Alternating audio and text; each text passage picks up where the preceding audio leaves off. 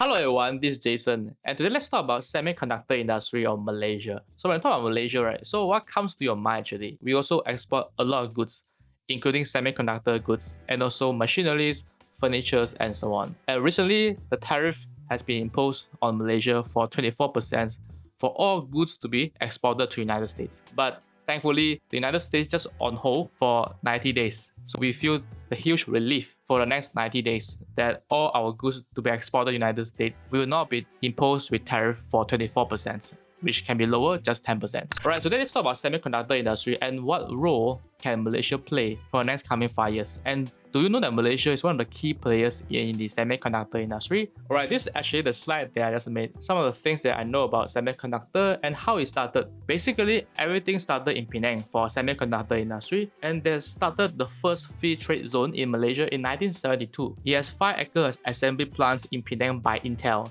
In fact, it's actually the first overseas plants by Intel in Penang in 1972.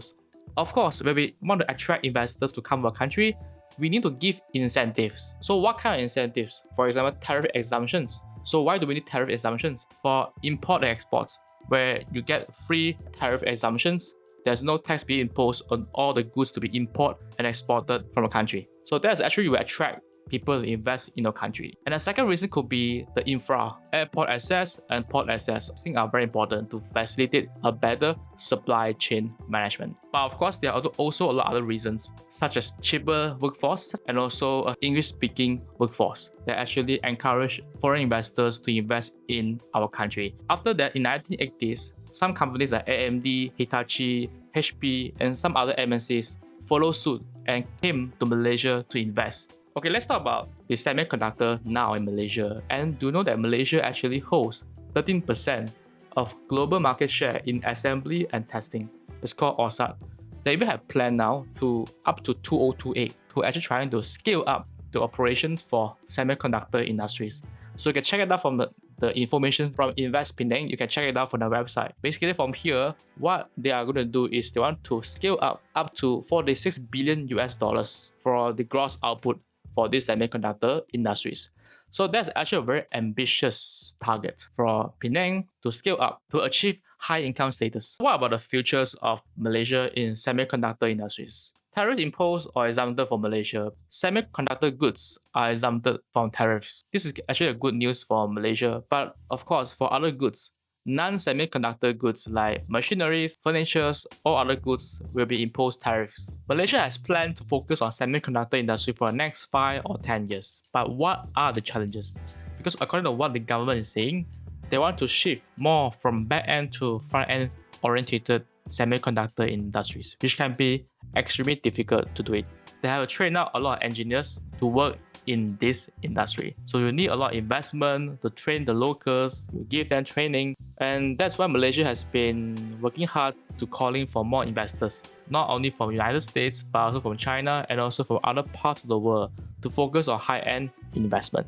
The final part will be the geopolitics, and you might be wondering why do we need to talk about geopolitics and how do we link geopolitics to semiconductor? Yeah, Malaysia always focus on neutral stance from political perspective, meaning we don't support United States or we don't support China, one-sided support. So we choose to be good with all sides. But now with the increasing tensions between China and the United States, so it might be hard for us to choose to be neutral and we might be forced to choose side.